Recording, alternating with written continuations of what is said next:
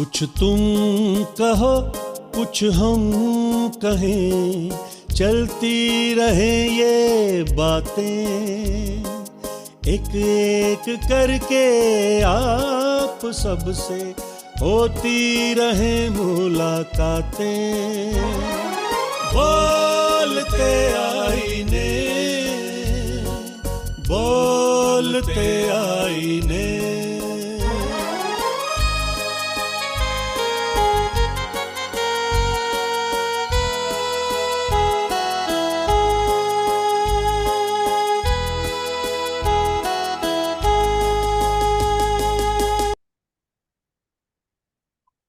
बोलते आईने YouTube channel के तमाम जितने नाजरीन पूरी दुनिया से इस वक्त हमारे साथ जुड़े हुए हैं, आप सबका बहुत बहुत खैर मकदम इस्तकबाल, स्वागत। दोस्तों, सैमसन डेविड आपकी सेवा में हूं मैं, और बोलते आईने यूट्यूब चैनल की ये तकरीबन 150 से ऊपर हमारी अभी तक एपिसोड्स हो गई हैं।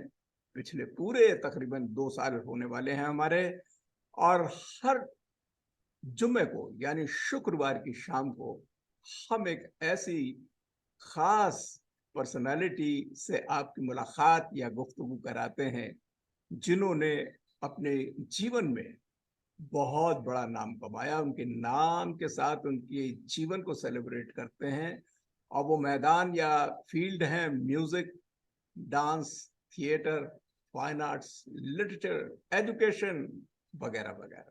यही है हिंदुस्तान की soft power. Soft power hard power से भी बहुत बड़ी होती है, और पूरे हिंदुस्तान की ये सॉफ्ट पावर अपनी दुनिया में डंका बजाए हुए है। पूरी दुनिया में इसका मान है, आन है, शान है।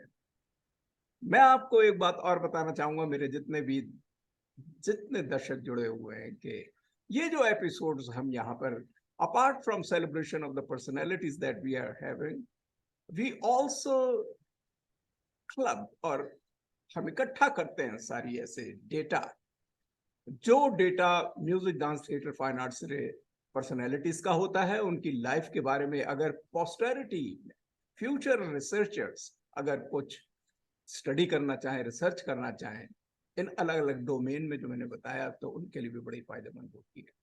तो ये डिजिटल हमारा जितना भी रिकॉर्ड शुरू में से अभी तक करीबन 2 साल हो रहे हैं, अभी तक हमारा इकट्ठा हो गया, और ईश्वर ने चाहा तो आगे और होता रहेगा। तो एक अपने में एक बहुत बड़ी बात होगी, और मुसलसल बिना किसी ब्रेक के ये हर हफ्ते प्रोग्राम आता है। तो इसी तमाम इस छोटे से अनाउंसमेंट के बाद मैं सीधा आपको ले जा रहा हूं बनारस। वाराणसी में इस वक्त हमारे साथ बैठे हुए हैं आज के बहुत खास मेहमान, पंडित देवाशीष डे साहब, जो कि हिंदुस्तानी क्लासिकल और सेमी क्लासिकल वोकलिस्ट हैं। नमस्कार पंडित जी, आपका बहुत बहुत नमस्कार। धन्यवाद और नमस्कार सभी श्रोताओं को भी मेरा। बनारस में बैठे हैं, अगर आप इजाजत दें तो मैं चंद लाइनें आपके बारे में बताना चाहूंगा। आपके वैसे तो आपको सभी जानते हैं, लेकिन फिर भी एक फॉर्मल एक मेरा इंट्रोडक्शन हो जाए। जैसे मैंने अभी बताया कि पंडित देवाशीष डे साहब हिंदुस्तानी क्लासिकल और सेमी क्लासिकल वोकलिस्ट हैं। आपके जो गुरु हैं उनमें विशेष जो रहे पंडित पशुपति नाथ मिश्र जी, पंडित मुकुंद विष्णु कलाबिन, और आपकी जो फील्ड जो रही है क्लासिकल वोकल, खासकर उसमें ख्याल है, और लाइट क्लासिकल में ठुमरी, दादरा, टप्पा, चैती, कजरी वगैरह वगैरह। अलावा इसके भजन, संस्कृत और बंगाली सॉन्ग्स जो हैं, आप उसमें काफी आपको महारत प्राप्त है। एजुकेशनल क्वालिफिकेशन में आपकी BSc honours in physics BHU से, और संगीत प्रवीण जो कि इक्विवेलेंट टू मास्टर्स डिग्री है प्रयाग संगीत समिति इलाहाबाद से। आप ऑल इंडिया रेडियो और दूरदर्शन के A grade in classical vocal और सेमी क्लासिकल वोकल में आप हैं, और इम्पेनल्ड हैं आप आईसीसीआर के एस्टैब्लिश सीनियर कैटेगरी में। आपके नाम से कई सीडीज मार्केट में हैं, और इन सब के बारे में मैं चर्चा अभी करने वाला हूं। आपने किताबें भी लिखी हैं, और खासकर ऐसी किताबें लिखी हैं जो अपने में उपज है, एक नई चीज है। एक ये नहीं है कि कहीं से कोई ऑलरेडी ट्रेडिशनली बातें लिख दी, इनकी अपनी सोच के साथ नई नई उसमें रागें, नई नई कंपोजिशंस वगैरह अपना उसके अंदर कंट्रीब्यूशन है, और बड़ी इनकी किताबें मकबूल हैं जिनके बारे में हम डिस्कस करने वाले हैं।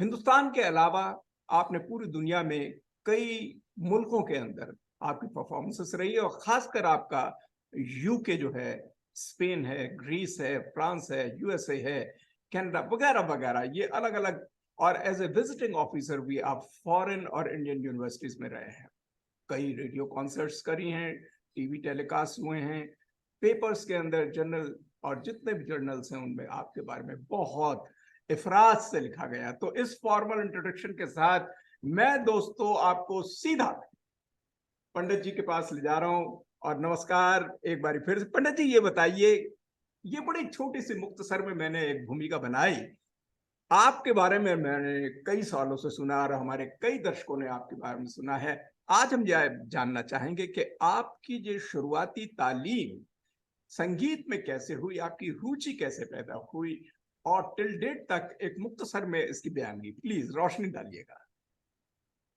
बहुत बहुत शुक्रिया सैमसन जी, मुझे बहुत खुशी हो रही है आपसे जुड़ करके, क्योंकि आप बहुत ही पॉपुलर हैं, आपके चैनल लोग बहुत ही इंतजार करते हैं, और आपके बोलने का अंदाज बहुत जुदा है, बहुत ही अच्छा है।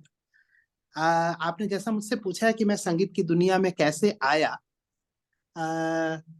बात ऐसी है कि मैं किसी संगीतज्ञ के खानदान या घराने या किसी ट्रेडिशनल फैमिली को बिलोंग नहीं करता हूँ। अच्छा, मैं तो ऐसी फैमिली से बिलोंग करता हूँ, मेरे पिता और माता जो संगीत को दिल से बहुत चाहते थे जी, या कार्यक्रम वगैरह, जो पहले के जमाने में रात रात के कार्यक्रम बहुत होते थे शास्त्रीय संगीत के, उनको विशेष रुचि शास्त्रीय संगीत से था। शास्त्रीय संगीत के, क्लासिकल म्यूजिक के कोई भी कंसर्ट कहीं भी हो, अगर उनको भनक लग गई तो वो जरूर जाते थे। हमारे पिता माँ को भी ले जाते थे और मैं भी साथ में चला जाता था। हो सकता है मैं, जैसा उन्होंने बताया, कि मैं बचपन में वहां पर सो जाता था, क्या बात, लेकिन जो सो जाने से चेतना नहीं सोती है, वाह वाह चेतना वाह, तो जगी रहती है। क्या बात, हाँ, तो वो लगता है मेरे कान में कुछ गूंजता रहा और अंदर वो इम्बेड इम्बेड होता रहा। तो ऐसे करते करते शायद एक समय में उनको लगा कि ये अच्छा गा रहा है, इसको सीखने के लिए भी प्रबंध करना चाहिए। तो गुरु की खोज चालू हुई, तो गुरु भी मिल गए। भगवान की दया है कि ऊपर वाले का आशीर्वाद है कि गुरु गुरु मिल गए हमको, बहुत अच्छे पंडित पशुपतिनाथ मिश्र जी। तो वो बनारस घराने के बहुत ही काफी काफी विख्यात कलाकार थे। उनके गाने की धूम उस जमाने में मची होती थी। दो भाई थे वो लोग, पंडित अमरनाथ मिश्रा जी और पंडित पशुपतिनाथ मिश्रा जी। ये दोनों भाई उस जमाने में मिश्र बंधु के रूप में पूरे भारत में गाते रहते थे, और मैं उनके गायन को सुनता भी रहता, सीखता, फिर सीखने के लिए जाता, उनके पीछे पीछे पीछे पीछे मैं टहलता भी रहता। वो जहां जहां जाते, कार्यक्रम में जाते बनारस में, या कहीं सिखाने जा रहे होते या घर में सिखा रहे होते, मैं छाया की तरह उनके पीछे लगा रहता। तो ऐसे करते करते 9 साल तक मैंने उनसे सीखा। तो बाद में मेरी मुलाकात क्या हुई, मैं उनको सुनने के लिए एक जगह कार्यक्रम में गया, तो मुझे पंडित मुकुंद विष्णु कालविंट जी, जो कि रातन जनकर जी, और रातन जनकर जी मतलब फैयाज खान साहब के शागिर्द, तो फैयाज खान साहब की परंपरा थी। की बात करने लगे आप?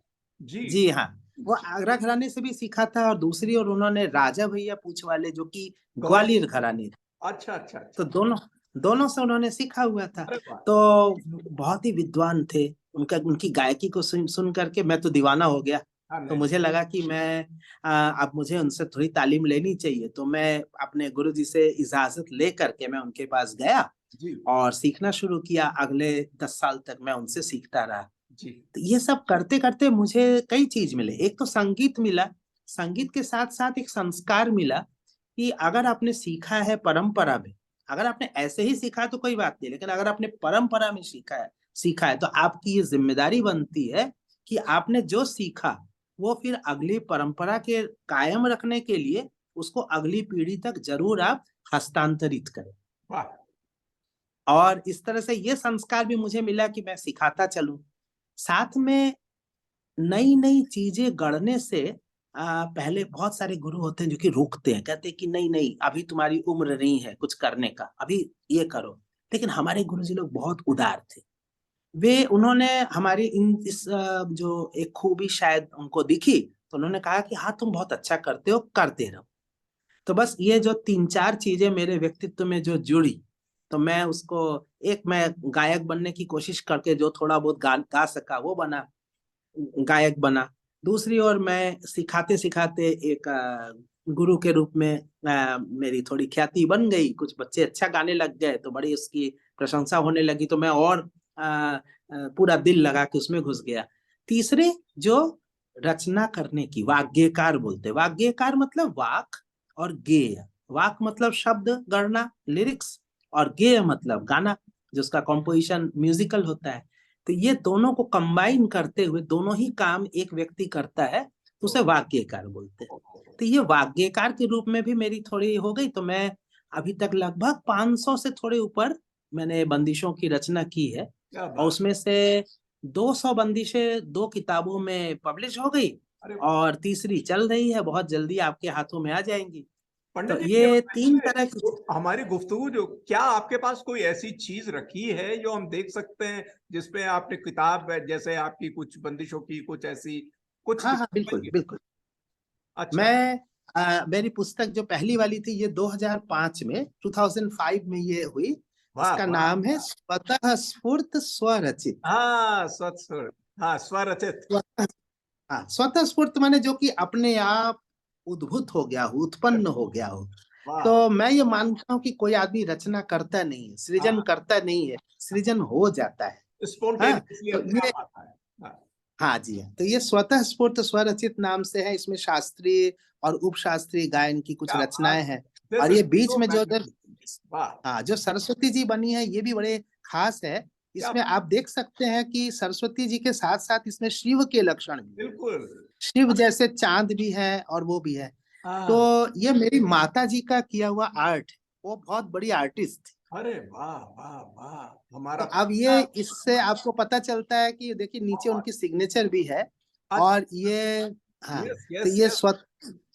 और इसमें उन्होंने सरस्वती मतलब एक विद्या, तो सत्यम, और उसके साथ शिवम, और कुल मिला के सुंदरम। तो हाँ सत्यम शिवम सुंदरम की कल्पना एक साथ उसको दिस मर्ज करके उन्होंने को फैबुलस, किया हुआ। फैबुलस। मजा आ हाँ गया, तो मजा मुझे, आ गया। हाँ, क्या बात। मुझे इनकी मेरी माँ है, मैं अपने माँ बाप का अकेला चाइल्ड हूँ। तो हाँ इसलिए उनके जो चित्र थे मुझे बहुत अच्छे लगते थे, तो मैंने उसको अपनी दूसरी पुस्तक में भी बीच में ही हाँ रखा उसको। हाँ हाँ। उसी के साथ इसकी डिजाइनिंग हुई, जिसका वाह। नाम है अनुस्फूर्त। अनस्फोर्ट। क्या बात। अनुस्फूर्त, क्या वो बात। स्वतः स्फूर्त थी, उसके बाद अनुस्फूर्त हुई, क्योंकि बस। उसके बाद धीरे धीरे उसका, हाँ, हो सकता है कि इसमें भी हमारी ढेर सारी रचनाएं जो मुझे लगता है कि मैं कुछ काम करते करते, सिखाते सिखाते, कहीं गाते गाते, कभी कभी ऐसा भी हुआ है कि मैं स्कूटर चला के कहीं जा रहा हूँ, और हम्म, बीच रास्ते में मुझे कोई धुन अच्छा जैसे लगा कि मुझे हॉन्ट कर रही है। अच्छा। फिर उसमें कुछ शब्द गढ़ते चले गए, मैं कहीं रुक गया, अचानक से रुका, जेब टटोला तो देखा एक कोई छोटा सा कागज मिल गया, कोई ओ, पुर्जा होगा, कोई मैंने वो कैश मेमो वगैरह तो मैं कहीं से एक तो पेन जुगाड़ करके उसमें क्या जल्दी से बात। मैंने लिख लिया, थोड़ा सा नोटेशन कर लिया कि घर हाँ जाकर के उसको पूरा आकार दूंगा। हाँ। देखिए कितनी तो बड़ी इस तरह से। और मैं चूंकि एक ऑफिस में काम भी करता था, भारतीय जीवन बीमा निगम में, मैं बात। 26 साल तक वर्क भी किया हूँ। जी जी जी जी जी। एज वो असिस्टेंट मतलब क्लरिकल जॉब में था। तो वहां पर भी कभी कभी क्या होता था कि फाइल वगैरह खोल रहे हैं, कुछ कर रहे हैं, लेकिन दिमाग तो संगीत। तो वहां पर भी कुछ मिल गई, तो एक कागज फाड़ा, उसी में से उसी में लिख करके जेब में डाल दिया कि आप घर जाकर के उसको मैं सहेजूंगा। तो यानी वो क्रिएटिविटी। होते। हाँ क्रिएटिविटी और उपज। क्या मैं आपसे हाँ और गुजारिश कर सकता हूँ पंडित जी इस वक्त, क्योंकि इंटरव्यू तो चलता ही रहेगा हमारा, तो आपका बोलना बड़ा खूबसूरत लग रहा है, लेकिन कुछ क्या छोटी सी क्लासिकल बंदिश इसी वक्त सुनाना, हमें गदगद हो जाएंगे, मजा आ जाएगा, और हमें कुछ स्फूर्ति मिल जाएगी, कुछ क्या पेश ये तो आपने बहुत अच्छी करें। फरमाइश की है। जी मैं अपनी एक खास रचना आपको सुनाऊंगा। पहले उस रचना के बारे में थोड़ा सा मैं छोटा प्लीज। सा बता दूं हाँ हाँ कि हाँ, है क्या उस। बताइए। मुझे बहुत मन कर रहा है कि यह मैं आपको आपके चैनल के लिए, हमारे इन श्रोताओं के लिए मैं विशेष रूप से सुनाऊं। Thank you. अच्छा, ये क्या है कि ये खास खास रचना है। इसमें मैंने जैसे एक सारेगामा पधनिसा होता है, इसी में से मैं एक राग है बैरागी भैरव, उसमें ग नहीं होता है और ध नहीं होता, तो सारे म प नी सा। तो अच्छा, इन सा से पहली वाली लाइन जो आएगी वो सा से होगी, साम वेद सुर आधार। क्या बात है। फिर उसके बाद है रे मनुजा क्या धर ले ध्यान। हाँ, तीसरा है मन मंदिर दीप जले। फिर हाँ, है पल में मिटे सब गुमान। और उसके बाद नी आया, तो आया कि निस दिन तुम धरो ध्यान। और फिर साधो सुरन को निधि जान। क्या बात। फिर रे नर तन सुफल होवे। हाँ, हाँ, रे नर तन सुफल होवे, मन से मिटे सब अज्ञान। वाह तो वाह। ये जो रचना है, मैं इसको अभी आपको गा के सुनाता हूँ, तो तानपुरा और तबला के साथ में इसको अच्छी तरह सुना रही। Thank you.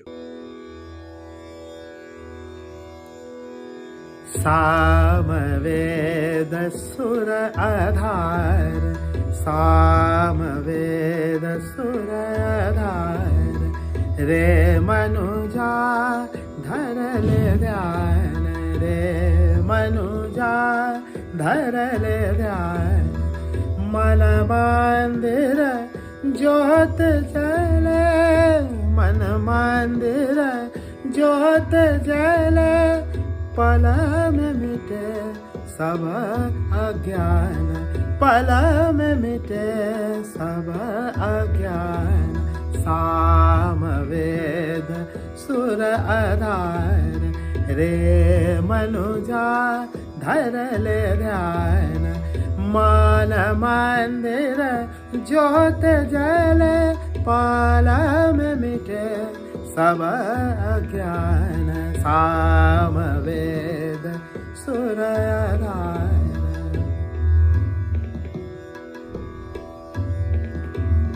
निसा दिन तुम करो काज, निसा दिन तुम करो काज। साधो सुर को निधि जान, साधो सुर को निधि जान। रे नरतन सुफल होवे, रे नरतन सुफल होवे।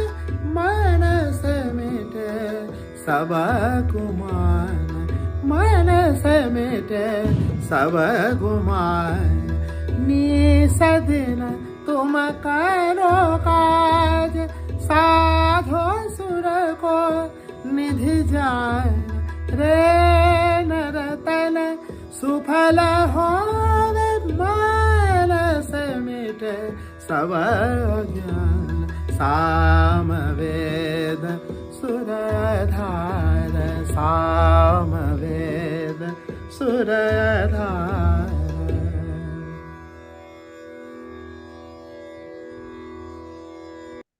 पंडित जी, बहुत खूबसूरती से आपने निभाया और हमारे जितने भी दर्शक हैं उन्होंने बड़ा एंजॉय करा है। आपने तमाम अपना शुरुआती जीवन जो बताया, इतना ही हमको कंपेलिंग और अच्छा लग रहा था कि आपसे और सुनते जाएं। और बीच में हमने आपसे कोई क्लासिकल बंदिश भी सुन ली। आपने बताया कि आपका एकेडमिक जो वॉल्यूम ऑफ पीछे जो एक्सपीरियंस है वो बड़ा खास है। उसमें आपकी जो सेल्फ कॉम्पोजिशन विशेष कर रही है। मैं कहीं पढ़ रहा था कि शायद आपने कुछ रागे भी बनाई है, उनके बारे में कुछ जी बताइए, क्योंकि ये बहुत बड़ी बात है। क्योंकि ऐसे लोग हमारे पास कम इंटरव्यू में आते हैं जो जिनका खुद ओरिजिनल कंट्रीब्यूशन।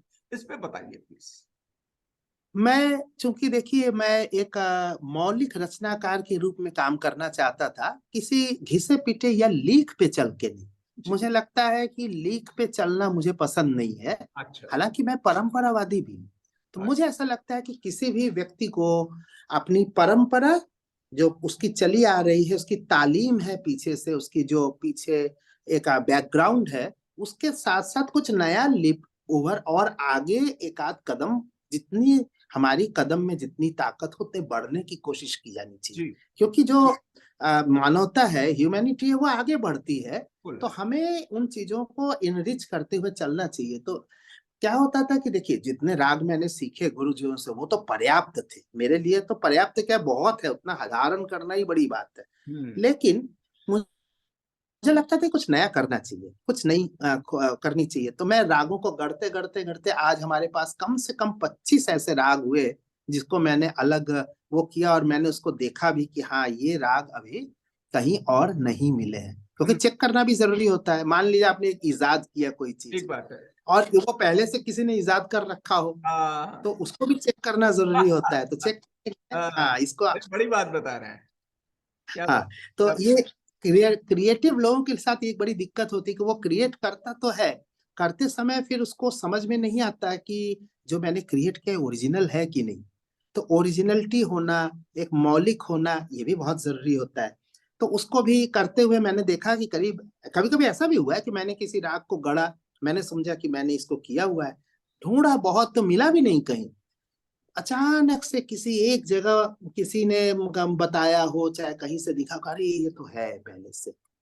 तो फिर मैंने उसको एक्सेप्ट कर लिया, उनको फिर कहा कि अच्छा ये वही नाम है, रहने देते हैं। क्या बात। तो जो राग मैंने बनाया उसके कुछ कुछ नाम मैंने अपने नाम से मिला के रख दिए। अच्छा, देवांगी, अच्छा, देवांगी, हाँ। हाँ फिर एक हो गया देव प्रभा, जी, एक का नाम है देव कल्याण, एक का नाम है, ऐसे ही मतलब अलग अलग 3-4 नाम देव से भी रखा। कुछ रागों के अपने जो उसके कंपोज उसके होते हैं कि जैसे घटक जिसको बोलते हैं, जी, तो उसमें उसके आधार पर भी रागों के नाम रखे जाते हैं।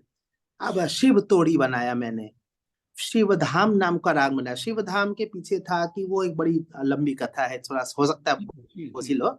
शिवरंजनी एक राग है, आप सभी लोग जानते हैं, शिवरंजनी बहुत ही पॉपुलर राग है। और एक धामावती करके एक स्केल आता है, हाँ, धामावती, वो साउथ में चलता है। हाँ, हाँ, तो हमने इसको शिवरंजनी और धामावती दोनों को क्लब करके उसका नाम रखा शिवधाम। अच्छा जी, हाँ, इस तरह से वो नाम का अर्थ भी निकल रहा है, वो भी हो रहा है, बड़ा खूबसूरत राग निकला। उसको मैंने गाया हर जगह। अच्छा अच्छा, ये मैं कोशिश बताइए ये करता पंडित जी, मैं रिक्वेस्ट करूंगा, आपने ये गाया भी है ये शिवधाम का जो है, शिवरंजनी और मैं, दोनों को मिला के? हाँ, मैं ये कोशिश ये करता हूँ कि न केवल मैं इसको गाऊं, बल्कि अपने किसी चैनल वैनल में या कहीं पर उसको जरा अपलोड भी कर दूं, जिससे कि कोई आदमी मुझे ये तो बताए कि ये मैं जानता हूँ पहले से। पंडित जी, क्या मैं आपसे दरखास्त कर सकता हूं इस वक्त, क्या आप बोलते हैं यूट्यूब चैनल पे प्लीज, ये एक हमारे लिए बड़ी और नई और आउटस्टैंडिंग एक बात होगी, इसको प्लीज जरूर बिल्कुल, पसंद कीजिएगा, क्योंकि एक नई बिल्कुल, चीज होगी हमारी दुनिया के अंदर कि आपकी अपनी कंपोज करी हुई 2 रागों को मिला के, हाँ, नॉर्दर्न और सदर्न स्टाइल को मिला के आप तो प्लीज पेश हाँ, कीजिएगा, इसके बारे में जरूर जरूर, थोड़ा सा इसको और मैं आपको बताइए। सुना, हाँ, इसका मैं थोड़ा सा आलाप और उसके बाद तो इसकी बंदिश में सुनाता हूँ। ठीक, ठीक, ठीक, ठीक। ये जो मैं राग अपना सुनाने जा रहा हूँ, मेरा बनाया हुआ राग है, मेरा क्रिएशन है। इसका नाम है शिवधाम, शिवधाम। अब इसमें क्या है कि 2 रागों की ब्लेंडिंग हुई है। एक का नाम है शिवरंजनी और दूसरे का नाम है धामावती। थोड़ा ये अनकॉमन राग है धामावती, तो इसमें से शिव ले लिया और धामावती से धाम ले लिया। ये जो दोनों की ब्लेंडिंग से नाम आया शिवधाम। तो जैसा आप जानते हैं कि मैं बनारस में रहता हूँ, काशी शिव की नगरी, तो शिव की नगरी, शिव का धाम, शिवधाम। तो नाम भी इस तरह शिवधाम है और उसमें 2 रागों के नाम का सीक्रेट भी छुपा हुआ है। अच्छा, ये जो शिवरंजनी राग है, ये बड़ा सभी लोग बहुत जानते हैं, फिल्मों में इसको बहुत गाया गया है। जाने कहाँ गए वो दिन, या तेरे मेरे बीच में कैसा है बंधन अनजान, मेरे नैना सावन भादो, बहुत सारे खूबसूरत खूबसूरत गाने इसमें बने हैं। तो शिवरंजनी तो आप जानते ही हैं कि धामावती भी इसमें जुड़ रहा है। तो मैं अब इसके डिटेल में नहीं जाता हूँ, मैं आपको इसका एक जो मैंने गाना भी बनाया वो देवी को समर्पित है, वो मैं आपको सुनाने जा रहा हूँ। महादेवे महादेवे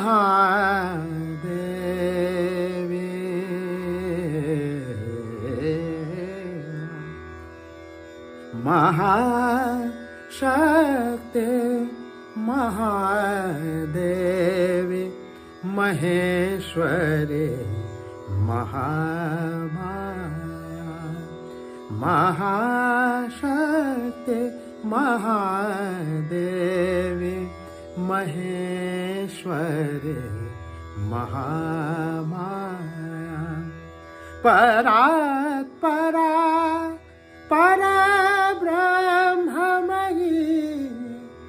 परात्परा परब्रह्ममयी परमेश्वरी शिवजाया महाशक्ति महादेवी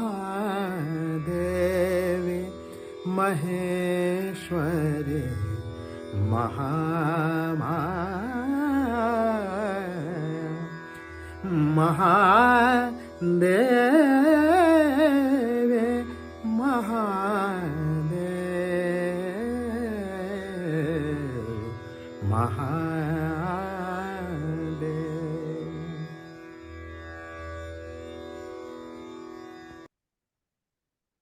पंडित जी बहुत ही मशहूर हैं हम आपके, बहुत ही खूबसूरती आपने बढ़ा दी इस प्रोग्राम की।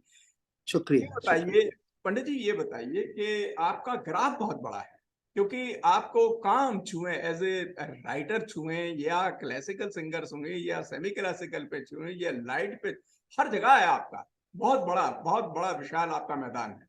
ये ऊपर वाले की कृपा है जो मैं कुछ थोड़ा बहुत कर पाया हूँ। ये हमारे लिए इस बोलते आने चैनल में आज एक बड़ी हमारे लिए बरकत का बाइस है कि आप जैसी शख्सियत आई है। ये बताइएगा पंडित जी के एज ए कंपोजर राइटर आपने बहुत काम करा है और आपने नई नई धुनें बनाई हैं, नई नई रागों की निर्माण करा है, बहुत कुछ करा है। कंपोजर में क्या क्या क्वालिटीज होनी चाहिए और आपने जो एज ए कंपोजर काम करा उसके बारे में थोड़ा सा बताइए। और उसके बाद मैं आपसे गुजारिश ये जरूर करना चाहूंगा कि आप एटलीस्ट एक उप शास्त्रीय संगीत में या सेमी क्लासिकल में मेरा ख्याल है झूला अगर आप सुनाएंगे तो और बढ़िया होगा। तो इस पे प्रकाश डालिए प्लीज। जैसे आपने कहा कि वाग्यकार, मैंने आपको थोड़ा पहले ही वो किया था कि वाग्यकार मतलब जो लिखता भी है रचना भी करता है। अब क्या है कि रचना अगर वो साहित्य से इतनी ज्यादा बोझिल हो जाए कि वो गाने लायक न रहे तो फिर वो रचना गेय नहीं कहलाती। गेय कहलाने का मतलब है कि कोई एक ऐसी ही रचना जो कि वो साहित्य के तौर पर बहुत रिच हो, तो कोई जरूरी नहीं है कि वो सुनने में संगीत में अच्छा भी लगे। तो अब कौन सी रचना गाने में उसके शब्द जो है कैसे उसको फिट बैठाया जाए कि कहीं से भी वो ब्रेक न कर रहा हो। मतलब एक फ्लो होता है ना, स्वाभाविक जो फ्लो होता है उसके साथ वो बैठ जाए, दोनों मिलकर के एक तालमेल बैठा के चले। तो गेयता और वाक यानी लिरिक्स और म्यूजिक, ये दोनों को साथ में कैसे मिलाया जाए, ये बड़ा विचित्र काम है। विचित्र काम है इसलिए विचित्र है कि अमूमन आप देखते होंगे कि जो कंपोजर होता है वो किसी की लिखी हुई चीज को उस पर स्वर देता है, और या तो कोई गाना लिखता है तो उसका स्वर कोई और देता है। यहाँ तो तीन काम करने, तीन काम। पहला उसको आप लिखना भी है, उसको स्वर भी देना है और गाना भी है। तो यह बहुत ही मुश्किल काम होता है। तो हाँ, मैं सोचता हूँ कि इन चीजों पर थोड़ा मौलिक रूप से काम करूं, क्योंकि हमारे यहाँ संगीत में एक से बढ़कर एक लोग हुए हैं। लेकिन इसका मतलब ये नहीं होता है कि कोई एक से बढ़कर एक हो गए तो मैं कुछ ना करूं।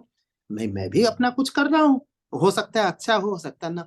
तो मैंने वो जो रचनाएं की उसमें मैंने कोशिश की कि हर तरह की चीजें पकड़ूं। जैसे मान लीजिए एक रचना होती है, इसको बोलते हैं स्वरार्थ प्रबंध। स्वरार्थ प्रबंध में क्या है, आप जैसे आपने कहा कि निस दिन, निस दिन मतलब निस रात दिन, तो उसके लिए हुआ नी सा ध नी। और उसी तरह न मांगू तो न नी मग, धन मद मांगू सदा दरस। न मांगू धन मद मांगू सदा दरस। अभी आप देखेंगे नी माग न मांगू, धन धनी, मद मध, सदा साध धरे सा। तो इसको बोलते स्वरार्थ प्रबंध। पहले भी कुछ हमारे बुजुर्गों ने किया है, ऐसा नहीं है किया नहीं है, लेकिन बहुत ही कम मिलते हैं। तो मैंने सोचा कुछ मैं भी करूं। बहुत खोपड़ी लड़ाई तो कुछ निकल आया। तो ये कभी कभी होता है, एक इंस्पिरेशन मिलता है हुआ।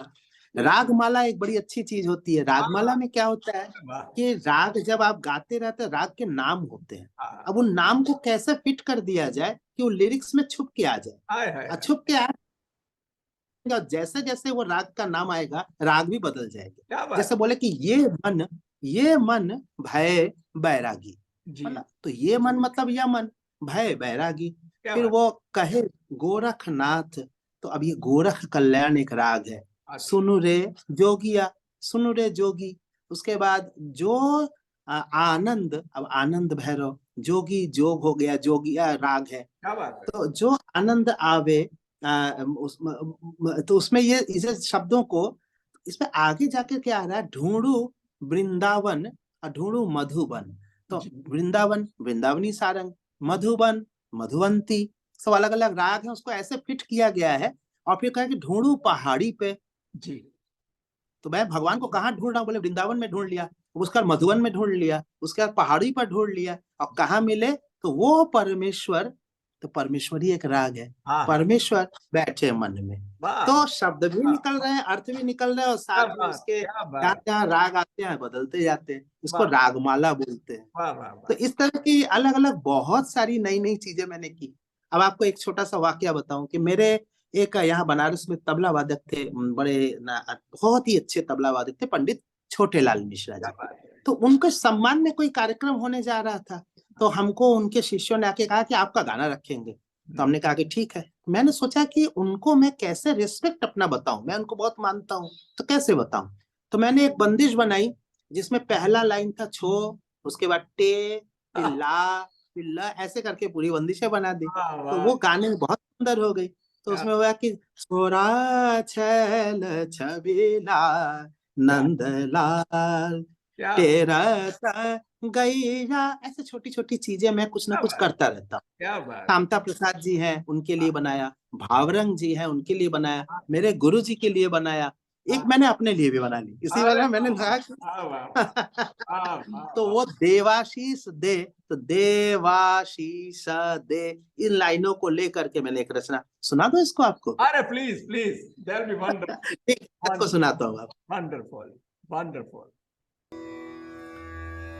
देवन के देव महादेव पशुपति नाथ, देवन के देव महादेव पशुपति नाथ, वार जाओ तुम्हारे चरण, वार जाओ तुम्हारे चरण, बलिहारी तुम पे नाथ, बलिहारी तुम पे नाथ, देवन के देव महादेव पशुपति नाथ।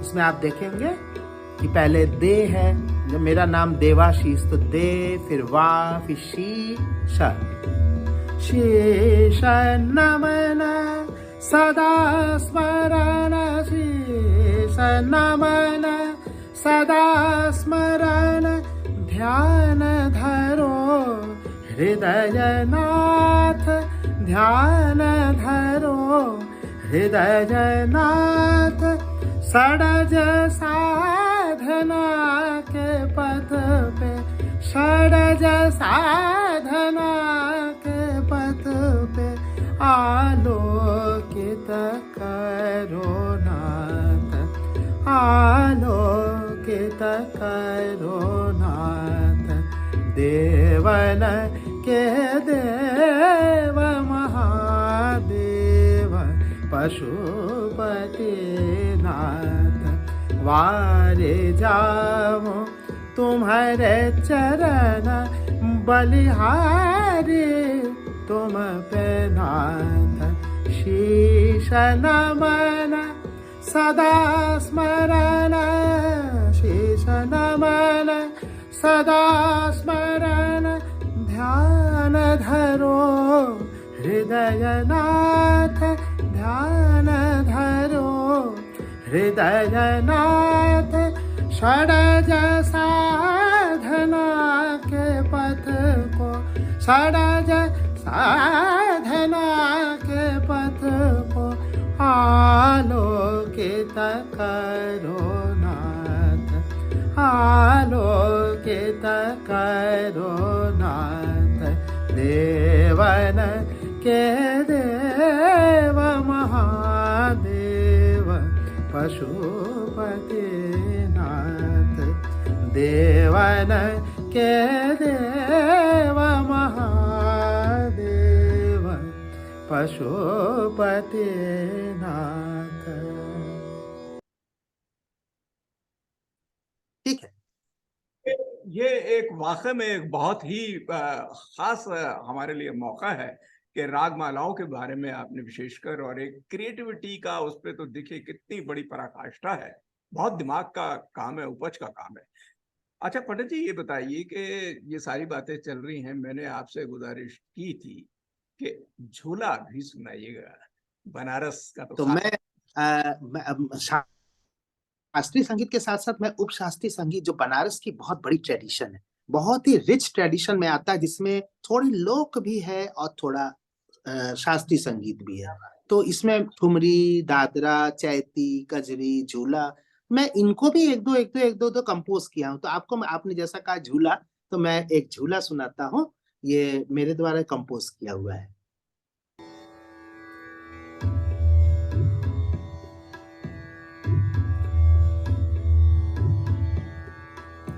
झूले राधा सना बगिया में श्याम ललना, झूले राधा सना बगिया में श्याम ललना, झूले राधा सना बगिया में श्याम ललना। छवि देखी के हर के ब्रिजबाम ललना, छवि देखी के हरखे ब्रिजबाम ललना, झूले राधा सना बगिया में श्याम ललना, झूले राधा सना बगिया में श्याम ललना। फूले फले कली बिरछ के डार ललना, फूले फले कली बिरछ के डार ललना, फूले फले फल बिरछ के डार ललना। कीरा कोकिला पपीहा पुकार ललना, कीरा कोकिला पपीहा पुकार ललना। छूटे घर बार संसार काम ललना, छूटे घर बार संसार काम ललना। झूले राधा सना बगिया में श्याम ललना, झूले राधा सना बगिया में श्याम ललना। बहुत अच्छा, बहुत अच्छा, बहुत बहुत बहुत बहुत शुक्रिया आपका। बोलते आईने, बोलते आईने।